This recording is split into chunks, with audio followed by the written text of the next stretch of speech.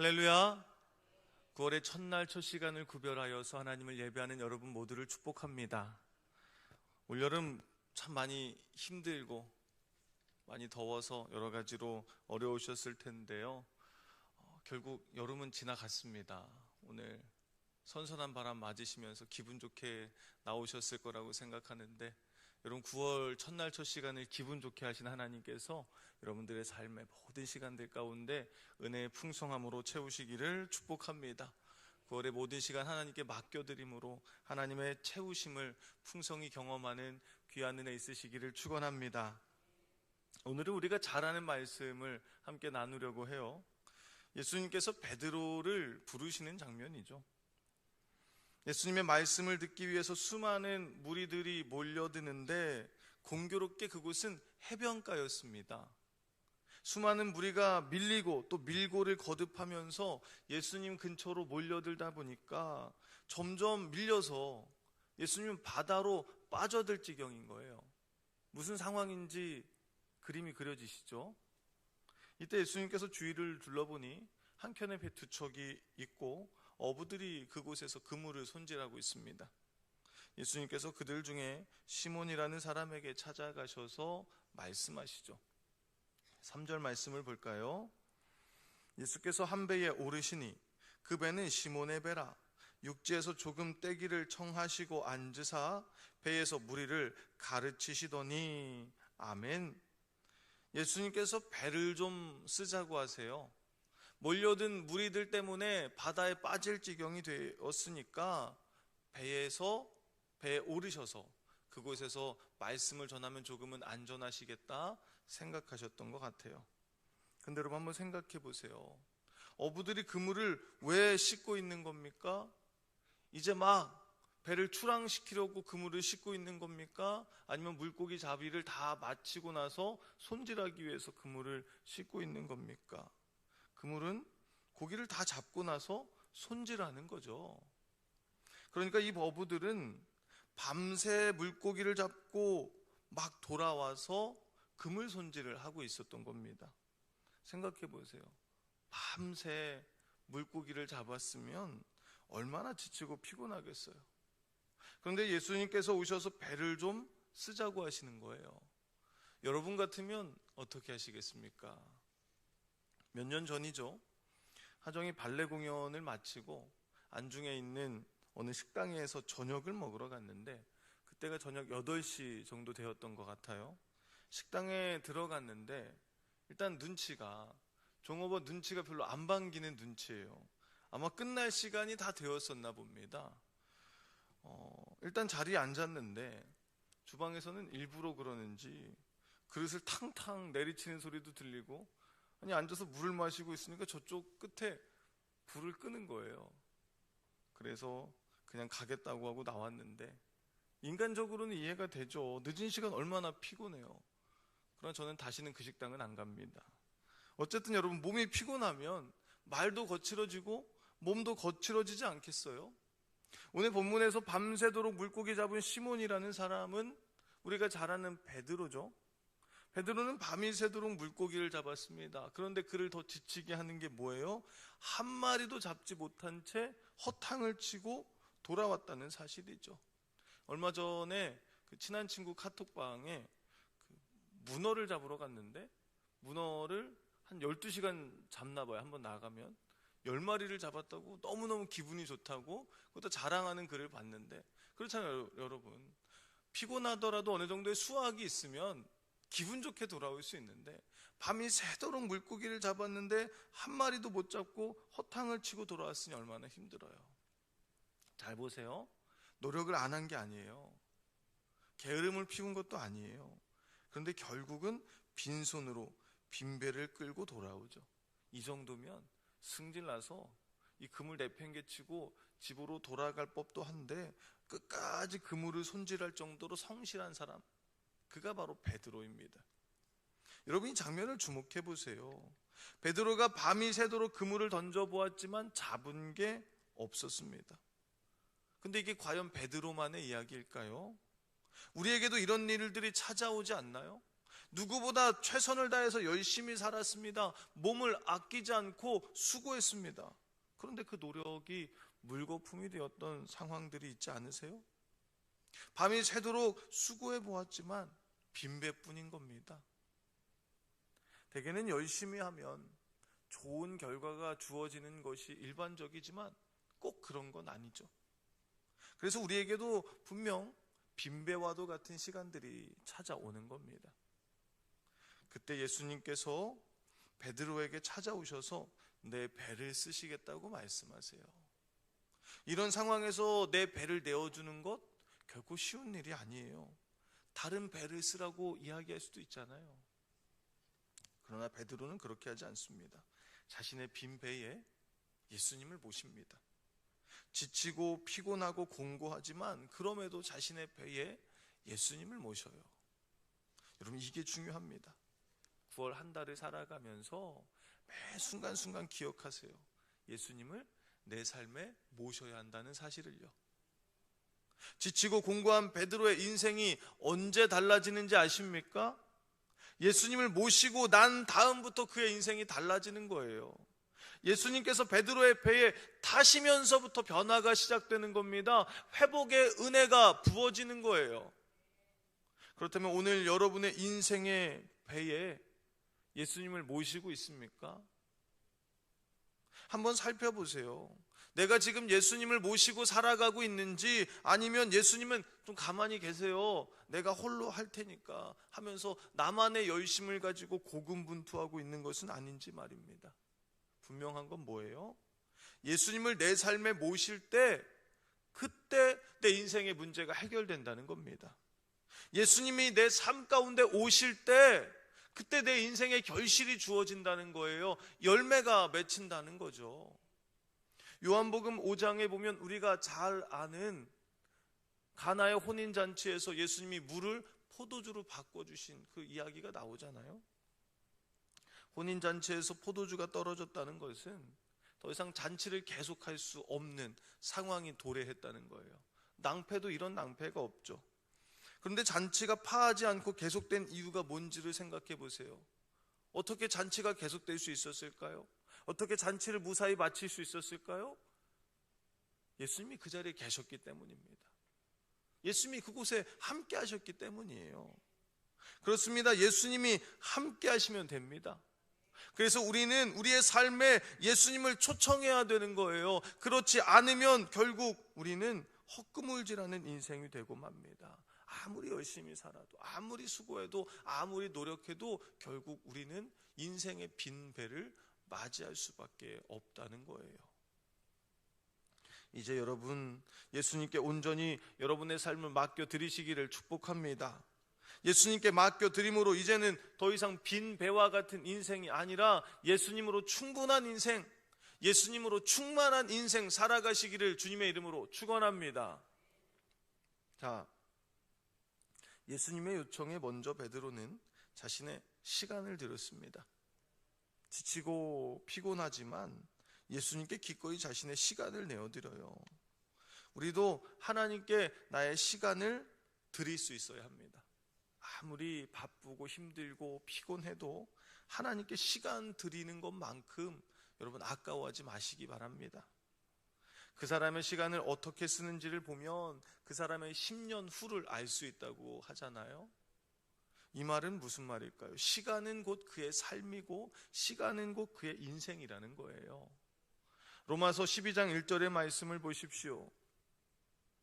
그러므로 형제들아, 내가 하나님의 모든 자비하심으로 너희를 권하노니 너희 몸을 하나님이 기뻐하시는 거룩한 산제물로 드리라. 이는 너희가 드릴 영적 예배니라. 아멘. 여러분의 시간들을 하나님을 예배하는 일에 더욱 힘써 보시기 바랍니다. 하나님을 예배하실 때 여러분들의 삶을 하나님께 드려보세요. 그럼 여러분들의 10년 후가 달라진다는 겁니다. 하나님께서 여러분들의 인생을 붙잡아 주시기 때문입니다. 그리고 예수님을 초청한다고 다 끝나는 게 아니죠. 계속 말씀을 보면 4절 말씀을 보세요. 말씀을 마치시고 시몬에게 이르시되 깊은 데로 가서 그물을 내려 고기를 잡으라. 아멘. 군중들에게 말씀 전하시기를 마치신 예수님, 이제 베드로의 배를 빌리시기를 마치신 예수님께서 베드로에게 오셔서 무슨 말씀을 하세요? 깊은 데로 가서 그물을 내리라, 이렇게 말씀하세요. 이때 베드로가 뭐라 말합니까? 5절이죠. 시몬이 대답하여 이르되 선생님, 우리들이 밤이 새도록 수고하였으되 잡은 것이 없지만은 말씀에 의지하여 내가 그물을 내리리이다 하고. 아멘. 여러분, 베드로의 직업이 뭐예요? 어부입니다.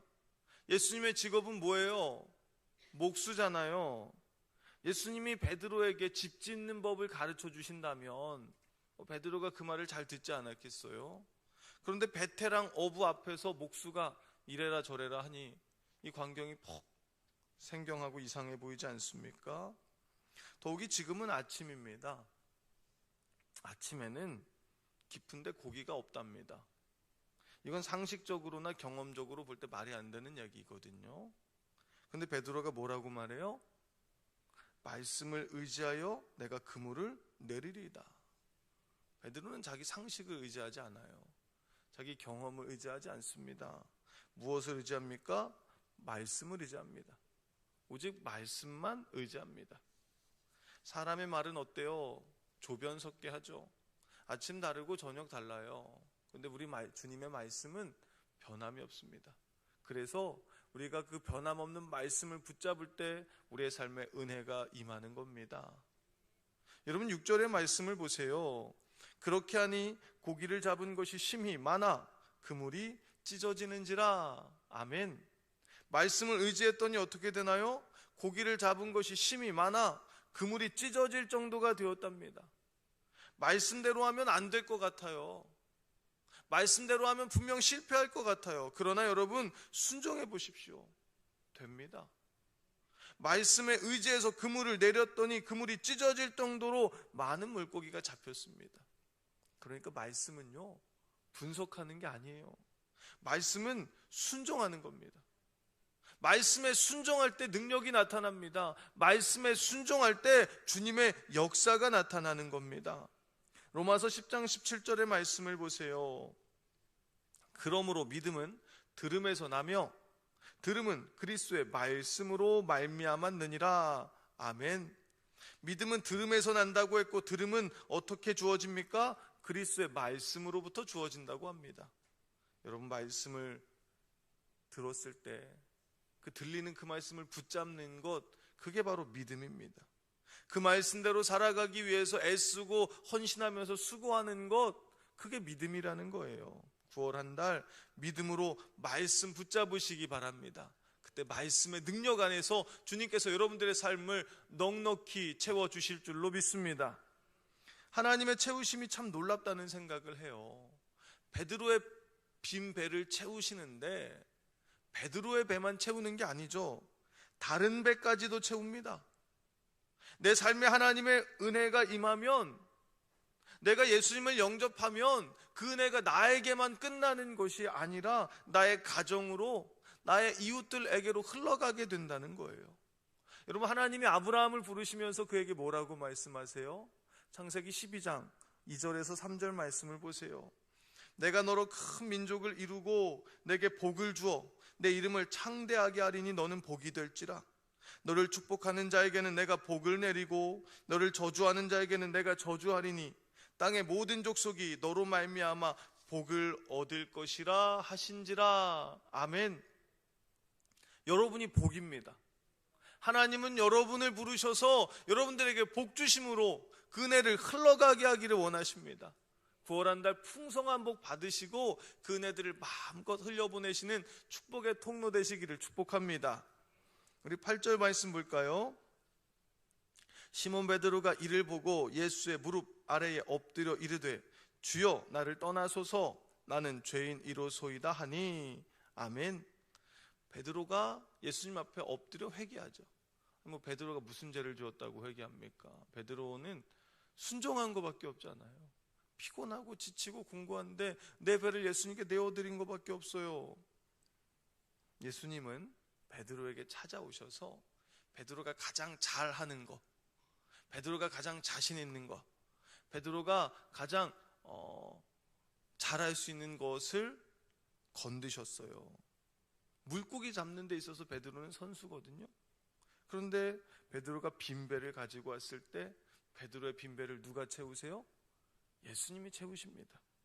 이 사건을 통해 베드로는 자신이 할 수 있다는 생각을 내려놓죠. 내 삶은 내가 이루는 게 아니라 하나님이 이루신다고 하는 사실을 분명히 깨닫게 돼요. 그동안은 자기 열심으로 살아왔는데, 노력하면 못할 것이 없을 거라고 여겨왔는데 중요한 사실을 깨닫죠. 내 인생은 예수님이 붙잡아 주셔야 하는구나. 그것을 깨닫자 베드로는 예수님 앞에 엎드립니다. 우리도 내가 익숙한 거, 내가 잘하는 거 할 때는 별로 기도 안 하잖아요. 내 힘으로 하잖아요. 내가 그동안 해왔던 방식대로 하잖아요. 그런데 한번 여러분 살펴보세요. 내가 열심히 했는데, 내가 정말 수고했는데 성과가 없다면 혹시 내가 다 하려고 하는 거 아닌가? 내가 하나님을 의지하려고 하는 마음이 내 안에 조금도 없었던 것은 아닌가를 여러분 살펴보시기 바랍니다. 이제 베드로와 같이 우리의 삶을 주님께 맡겨야 합니다. 주님 앞에 엎드려야 합니다. 마지막으로 11절 말씀 봅니다. 그들이 배들을 육지에 대고 모든 것을 버려두고 예수를 따르니라. 아멘. 이제 베드로가 예수님을 따릅니다. 예수님의 제자가 된 거예요. 근데 여러분, 눈에 밟히는 거 없으세요? 물고기는요? 배에 실려있는 물고기는 어떻게 해요? 물고기 팔고 가면 되는 거 아니에요? 만선을 하면 보통 못해도 몇 억은 번답니다. 여러분, 이 만선이 모든 어부들의 꿈이라잖아요. 지금 만선을 이뤘잖아요. 그러면 그거 팔고 가면 안 됩니까? 뭐 예수님을 내일 따라도 되죠. 지금 그것만 좀 급하게 좀 팔고 빨리 배도 좀 싼 값에 처분하고. 근데 베드로는요, 그걸 버리고 떠납니다. 말씀이 뭐라고 말해요? 모든 것을 버려두고 예수를 따르니라. 아깝잖아요. 근데 왜 모든 것을 버려두고 예수를 따릅니까? 예수님을 내 인생의 주인으로 모시는 일이, 예수님을 따라서 살아가는 일이 가장 가치 있는 일이라는 사실을 깨달았기 때문이죠. 그리고 베드로는 예수님이 나와 함께 하시기만 하면 언제든지 내 인생의 빈 배는 예수님이 채우실 거라는 사실을 믿었습니다. 그래서 모든 것을 버려두고 예수님을 따라가는 겁니다. 오늘 여러분의 삶의 빈 것은 무엇입니까? 여러분의 삶에 부족한 것은 무엇입니까? 예수님께서 채우실 것을 믿고 예수님을 따라가시기 바랍니다. 사랑하는 성도 여러분, 9월 한 달 우리 예수님을 영접하며 예수님께 여러분들의 삶을 드리십시오. 여러분들의 시간을 드리십시오. 여러분들의 마음을 드리십시오. 그러면서 예수님께서 채우시는 그 풍성한 은혜 누리시기 바랍니다. 예수님은 여러분들에게 복 주시되 그 복이 여러분들의 삶에 머무르는 것이 아니라 이웃한 배까지도 풍성히 채워가기를 원하십니다. 이 사실을 믿고 온전히 예수님만 따라감으로 예수님이 채우시는 그 풍성한 은혜 누리시는 축복의 주인공 다 되시기를 주님의 이름으로 축원합니다. 여러분들의 9월의 모든 시간을 놓고 제가 축복하며 기도하겠습니다.